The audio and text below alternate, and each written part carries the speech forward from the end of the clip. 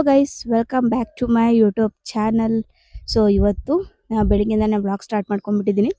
So ಪೂಜೆಗೆ ಮಾವಿನ ಸೊಪ್ಪು ಬೇಕಾಯಿತು, ಹಾಗಾಗಿ ಕಿತ್ಕೊಂಡು ಹೋಗೋಣ ಅಂತೇಳಿ ಬಂದೆ. ಸೊ ಬನ್ನಿ ಮಾವಿನ ಸೊಪ್ಪು ಕಿತ್ಕೊಳ್ಳೋಣ. ಆ್ಯಕ್ಚುಲಿ ಆ ಗಿಡದಲ್ಲಿ ಚೆನ್ನಾಗಿದೆ, ಇಲ್ಲಿ ಕಿತ್ಕೊಳ್ಳೋಣ ಬನ್ನಿ ಗೈಸ್. ನೋಡಿ, ಸೊ ಮಾವಿನ ಸೊಪ್ಪೆಲ್ಲ ಕಿತ್ಕೊಂಡಿದ್ದೀನಿ. ಆ್ಯಕ್ಚುಲಿ ಇವತ್ತು ವಿಡಿಯೋ ಹಿಡಿತಾ ಇರೋದು ರಕ್ಷಾ, ಆಯಿತಾ. ಅವಳು ಅಷ್ಟು ವೀಡಿಯೋ ಇಡೋಕ್ಕೆ ಬರುತ್ತೆ ಇಲ್ಲ ನನಗೆ ಗೊತ್ತಿಲ್ಲ. ಇನ್ ಕೇಸ್ ವೀಡಿಯೋ ಏನಾದ್ರು ಚೆನ್ನಾಗಿ ಬಂದಿಲ್ಲ ಅಂದರೆ ಬೇಜಾರು ಮಾಡ್ಕೊಂಬಿಡಿ, ಓಕೆ. ಸೊ ಬನ್ನಿ ಹೋಗೋಣ. ಇವಾಗ ಹೋಗಿ ಪೂಜೆ ಮಾಡಿ ಟಿಫನ್ ಎಲ್ಲ ತಿನ್ನೋಣ ಬನ್ನಿ ಗೈಸ್. ಇನ್ನೊಂದೇನು ಗೊತ್ತಾ, ನಂದು ಈ ರಬ್ಬರ್ ಬ್ಯಾಂಡ್ ಹಾಕ್ಕೊತೀನಲ್ಲ, ಏನು ಗೊತ್ತಾ, ರಬ್ಬರ್ ಬ್ಯಾಂಡ್ ಹಾಕ್ಕೊತೀನಲ್ಲ, ದಪ್ಪ ರಬ್ಬರ್ ಬ್ಯಾಂಡ್. ಅದನ್ನು ನೋಡಿಬಿಟ್ಟು ಯಾಕೆ ಅಷ್ಟು ದಪ್ಪ ರಬ್ಬರ್ ಬ್ಯಾಂಡ್ ಹಾಕ್ಕೊತೀಯ ಅಂತೇಳಿ ಕೇಳ್ತಾರೆ ಎಲ್ಲರೂ ಹೋದಾಗ. ನಾನು ಏನಕ್ಕೆ ಹಾಕ್ಕೊತೀನಿ ಅಂತ ಹೇಳಿದ್ರೆ, ಅದು ಚೆನ್ನಾಗಿ ಕಾಣಿಸುತ್ತೆ, ಚೆನ್ನಾಗಿ ಕಾಣಿಸಲ್ಲ, ಇದಕ್ಕೆ ಹಾಕೋಣಲ್ಲ ನಾನು. ಅದೇನಂದರೆ ನಂದು ಫುಲ್ಲು ಸಾಫ್ಟ್ ಏರ್ಸ್, ಆಯಿತಾ. ಫುಲ್ ಸಾಫ್ಟ್ ಏರ್ಸ್ ನಂದು. ಏನೇ ಹಾಕ್ಕೊಡ್ರು ನಾನು ಜಾರು ಬಿಡುತ್ತೆ. ಏನು ಮಾಡಲಿ ನಾನು, ಜಾರು ಬಿಡುತ್ತೆ.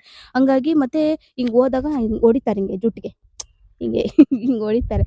ನನಗೊಂದಂತೂ ಫುಲ್ ಕೂದಲೆಲ್ಲ ಉದ್ದು ಬಿಡುತ್ತೆ ಮನೆಗೆ ಬಂದು ತಲೆ ಬಚ್ಕೊಂಡ್ರೆ. ಹಾಗಾಗಿ ಈ ಥರ ದಪ್ಪ ದಪ್ಪ ರಬ್ಬರ್ ಬ್ಯಾಂಡ್ ಹಾಕ್ಕೊಂಡ್ರೆ ಜನಗಳು ರಬ್ಬರ್ ಬ್ಯಾಂಡ್ ನೋಡ್ತಾರೆ, ಕೂದಲು ನೋಡಲ್ಲ ಅಂತ ಹೇಳ್ಬಿಟ್ಟು ಈ ರೀತಿ ರಬ್ಬರ್ ಬ್ಯಾಂಡ್ ಹಾಕ್ಕೊಳೋದು ನಾನು, ಓಕೆನಾ. ಚೆನ್ನಾಗಿ ಕಾಣಿಸುತ್ತೆ, ಚೆನ್ನಾಗಿ ಕಾಣಿಸಲ್ಲ, ಇದಕ್ಕೆ ಹಾಕೋಣಲ್ಲ. ಜನ ರಬ್ಬರ್ ಬ್ಯಾಂಡ್ ನೋಡಲಿ, ಕೂದಲು ನೋಡಬಾರ್ದು ಅನ್ನೋ ಉದ್ದೇಶಕ್ಕೋಸ್ಕರ ನಾನು ಆ ಥರ ರಬ್ಬರ್ ಬ್ಯಾಂಡ್ ಹಾಕ್ಕೊಳೋದು, ಓಕೆನಾ. ಸೊ ಬನ್ನಿ ಪೂಜೆ ಮಾಡೋಣ.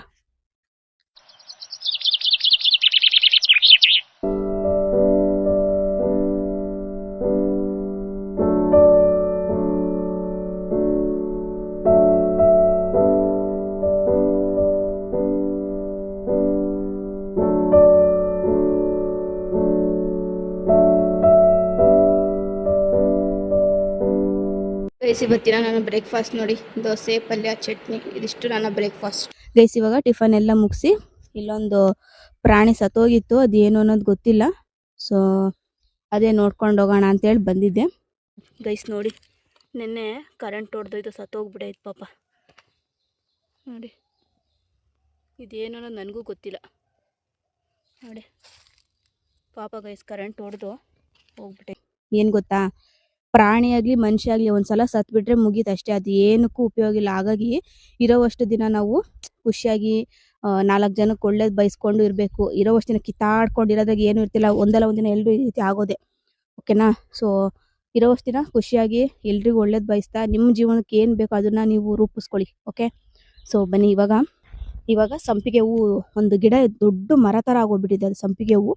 ಅದನ್ನು ನಿಮಗೆ ತೋರಿಸೋಣ ಅಂತ ನೋಡೋಣ, ಅಲ್ಲ ಆ ಕಡೆ ಸೈಡ್ ಹೋದರೆ ತೋರಿಸ್ತೀನಿ. ಸೊ ಹೋಗೋಣ ಅಂತೇಳಿ ಅನ್ಕೊಂಡಿದ್ದೀನಿ, ಬನ್ನಿ ಹೋಗಿ ಬಂದ್ಬಿಡೋಣ ಬನ್ನಿ ಗೈಸ್. ಇದು ಸಂಪಿಗೆ ಹೂವು ನೋಡ್ತಿರ್ಬೋದು ಎಷ್ಟು ದೊಡ್ಡ ಮರ ಆಗಿದೆ ಅಂತೇಳಿ. ಚಿಕ್ಕದು ಇದ್ದಾಗ ಹಾಕಿದ್ದು, ಬಟ್ ಹಾಕಿದ್ದು ಅಷ್ಟೇ ಗೊತ್ತಿರೋದು, ಬಟ್ ದೊಡ್ಡದಾದ್ಮೇಲೆ ನಮಗೆ ಗೊತ್ತೇ ಆಗಿಲ್ಲ. ಸೊ ಇವಾಗ ರೀಸೆಂಟಾಗಿ ನೋಡ್ಕೊಂಡಿದ್ದು ಎಷ್ಟು ಹೂ ಬಿಟ್ಟಿದೆ ಅಂತೇಳಿ ನೋಡಿ. ಒಂದ್ಸಲ ಮನೆಗೆ ತೊಗೊಂಬಂದ್ರೆ ಫುಲ್ ಘಮಘಮ ಅಂತ ಇರುತ್ತೆ ಮನೆ ಫುಲ್ಲು. ದೇವ್ರ ಮನೆಯಲ್ಲಿ ಇಟ್ಟರು ಕೂಡ ಅಷ್ಟೇ ಫುಲ್ ಘಮಘಮ ಅಂತ ಇರುತ್ತೆ. ಆದ್ರೆ ಇದನ್ನ ಪೂಜೆಗೆಲ್ಲ ಬಳಸಲ್ಲ ಅಷ್ಟೇ. ಹಾಗೆ 1-2 ಹಲಸಿನ ಮರದಲ್ಲಿ ಅಂತೂ ತುಂಬಾನೇ ರುಚಿಯಾಗಿರುತ್ತೆ ಹಲಸಿನಕಾಯಿ ಮಾತ್ರ. ಹಾಗೆ ಇದು ಕೂಡ ಒಂದು ಮರ ತುಂಬಾನೇ ರುಚಿಯಾಗಿರುತ್ತೆ.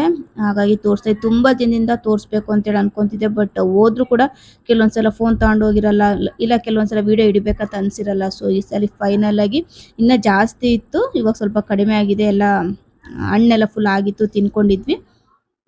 ಸೊ ನೋಡಿ, ಇದು ನಮ್ಮ ತೋಟದ ಹಲಸಿನಕಾಯಿ, ತುಂಬಾನೇ ರುಚಿಯಾಗಿರುತ್ತೆ ಗೈಸ್. ಇವತ್ತು ನೋಡಿ ರಕ್ಷಾ ಬಂದಿದ್ದಾಳಲ್ವಾ, ಹಾಗಾಗಿ ಸೇವ್ ಪೂರಿ ಮಾಡೋಣ ಅಂತೇಳಿ ಅನ್ಕೊಂಡಿದ್ದೀನಿ. ಬೇಕಂತೆ ರಕ್ಷಾ, ಸೇವ್ ಪೂರಿ ಬೇಕು ತಾನೆ ನಿನಗೆ? ಬೇಕಂತೆ.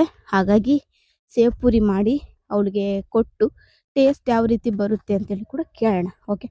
ಸೊ ಹಾಗಾಗಿ ಎಲ್ಲ ಸ್ವಲ್ಪ ಕೆಲಸ ಇದೆ, ಅದೆಲ್ಲ ಮುಗಿಸ್ಕೊಂಡು ಸೇವ್ ಪೂರಿ ಮಾಡೋಣ, ಓಕೆ ಬನ್ನಿ. ಹಾಗೆ ನಿಮ್ಮ ಜೊತೆ ರೆಸಿಪಿ ಕೂಡ ಶೇರ್ ಮಾಡ್ತೀನಿ, ನೋಡೋಣ. ಅದು ಶೇರ್ ಮಾಡ್ತೀನಿ, ಇಲ್ಲ ಅಂದಿಲ್ಲ. ಸೊ ಬನ್ನಿ ಮನೆಗೆ ಹೋಗಿ ನೆಕ್ಸ್ಟ್ ಏನು ಎಲ್ಲ ಕೆಲಸ ನೋಡೋಣ ಗೈಸ್. ಇವಾಗ ಸೇವ್ ಪೂರಿ ಮಾಡಲಿಕ್ಕೆ ಎಲ್ಲದನ್ನು ತಯಾರಿ ಮಾಡ್ಕೊಂಡಿದ್ದೀನಿ, ನೋಡ್ತಿರ್ಬೋದು. ಇವಾಗ ಅಷ್ಟೇ ಟಿಫನ್ ಎಲ್ಲ ಮುಗಿಸಿ ತಯಾರಿ ಮಾಡ್ಕೊಂಡ್ರೆ ಏನೇನು ಬೇಕು ಎಲ್ಲನೂ ರೆಡಿ ಮಾಡಿ ಇಟ್ಕೊಂಡಿದ್ದೀನಿ. ಜಸ್ಟ್ ಸೇವ್ ಪೂರಿ ಸಾಂಬಾರು ಮಾಡೋದು ಅಷ್ಟೇ. ಸೊ ಬನ್ನಿ ಮಾಡೋಣ. ನಿಮಗೂ ಏನಾದರೂ ಬೇಕು ಅಂದರೆ ನೀವು ಕೂಡ ಮಾಡ್ಕೊಳ್ಳಿ, ರೆಸಿಪಿ ಕೂಡ ಹಾಕ್ತೀನಿ. ಸೊ ಬನ್ನಿ, ಲೆಟ್ಸ್ ಸ್ಟಾರ್ಟ್ ದ ವಿಡಿಯೋ. ಹಾಗೆ ಟೇಸ್ಟ್ ಯಾವ ರೀತಿ ಇತ್ತು ಅಂತ ಕೂಡ ನಿಮಗೆ ಹೇಳ್ತೀನಿ. ನಿಜವಾಗ್ಲೂ ಹೇಗಿರುತ್ತೋ ಹಾಗೆ ಹೇಳ್ತೀನಿ ಟೇಸ್ಟು. ಅದು ಚೆನ್ನಾಗಿದ್ರು ಕರೆಕ್ಟಾಗಿ ಹೇಳ್ತೀನಿ, ಚೆನ್ನಾಗಿಲ್ಲ ಅಂದ್ರೂ ಚೆನ್ನಾಗಿಲ್ಲ ಅಂತಲೇ ಹೇಳ್ತೀನಿ. ಸೊ ಆ ಥರ. ಸೊ ಬನ್ನಿ, let's start the video. Next ನಾನಿಲ್ಲಿ ಮಸಾಲೆ ಪುರಿ ಮಾಡಲಿಕ್ಕೆ ತಯಾರಿ ಮಾಡ್ಕೊಳ್ತಾ ಇದ್ದೀನಿ. ಎಲ್ಲದನ್ನು ರೆಡಿ ಮಾಡ್ಕೊಂಡ್ರೆ ಮಾಡೋದು ತುಂಬಾನೇ ಈಸಿ. ಮೊದಲಿಗೆ ಕುಕ್ಕರಲ್ಲಿ ಬಟಾಣಿ ಹಾಗೆ ಆಲೂಗಡ್ಡೆ ಬೇಯಿಸ್ಕೊಂಡಿದ್ದೆ. ಸ್ವಲ್ಪ ಜಾಸ್ತಿ ಕ್ವಾಂಟಿಟಿಯಲ್ಲೇ ಮಾಡ್ತಾ ಇದ್ದೀನಿ.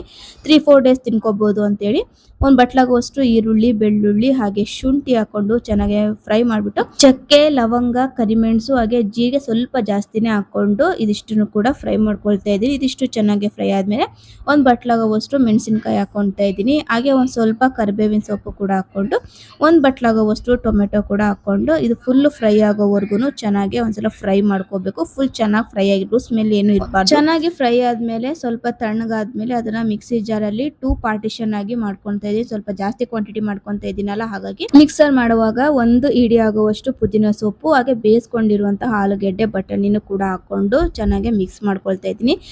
ತರಿ ರುಬ್ಬಿದ್ರೆ ನಿಜವಾಗ್ಲೂ ಟೇಸ್ಟ್ ಬರಲ್ಲ, ಫುಲ್ಲು ನಯಸ್ ಆಗಬೇಕು, ಆ ರೀತಿ ರುಬ್ಕೊಳ್ಳಿ.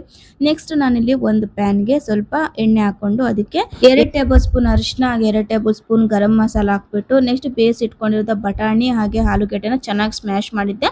ಸೊ ಅದನ್ನು ಕೂಡ ಹಾಕೊಂಡು ಇವಾಗ ನಾನು ಮಿಕ್ಸರ್ ಮಾಡಿ ಇಟ್ಕೊಂಡಿದ್ನಲ್ಲ ಅದನ್ನು ಕೂಡ ಹಾಕೊಂಡು ಒಂದ್ಸಲ ಚೆನ್ನಾಗಿ ಮಿಕ್ಸ್ ಮಾಡಿಬಿಟ್ಟು ಅದಕ್ಕೆ ರುಚಿ ತಕ್ಕಷ್ಟು ಉಪ್ಪು, ಸ್ವಲ್ಪ ಖಾರ ಬೇಕು ಅಂದ್ರೆ ಇವಾಗಲೇ ಸ್ವಲ್ಪ ಖಾರದ ಪುಡಿ ಹಾಕೊಂಡು ಕನ್ಸಿಸ್ಟೆನ್ಸಿ ತಕ್ಕಾಗೆ ನೀರು ಕೂಡ ಹಾಕೊಂಡು ಅಡ್ಜಸ್ಟ್ಮೆಂಟ್ ಮಾಡ್ಕೊಂಡು ಒಂದು ಕುದಿ ಬಂದ್ಮೇಲೆ ಆಫ್ ಮಾಡ್ಕೊಂಡ್ರೆ ಸಖತ್ತಾಗಿರುವಂತಹ ಪಾನಿಪುರಿ ಮಸಾಲ ರೆಡಿ ಆಗುತ್ತೆ. ಇವಾಗ ಸರ್ವ್ ಮಾಡ್ತಾ ಇದ್ದೀನಿ. ನಿಜವಾಗ್ಲೂ ಸೂಪರ್ ಟೇಸ್ಟಿ ಇತ್ತು. ಒಬ್ಬೊಬ್ರು 4ರಿಂದ 5 ಸಲ ತಿನ್ಕೊಂತಾರೆ, ಅಷ್ಟು ರುಚಿಯಾಗಿತ್ತು. ಹಾಗೆ ಜಾಸ್ತಿ ಕ್ವಾಂಟಿಟಿಯಲ್ಲೂ ಕೂಡ ಮಾಡ್ಕೊಡ್ಬಿಡ್ತೀನಿ, ಬಿಕಾಸ್ ಒಂದ್ಸಲ ತಿಂದ್ರೆ ಅಷ್ಟು ಚೆನ್ನಾಗಿ ಅನ್ಸಲ್ಲ. ಹಾಗಾಗಿ 4-5 ಸಲ ತಿನ್ಕೊಂಡಿ ಅಂತೇಳಿನೇ ಜಾಸ್ತಿ ಕ್ವಾಂಟಿಟಿಯಲ್ಲಿ ಮಾಡ್ಕೊಂಡಿದ್ದೆ.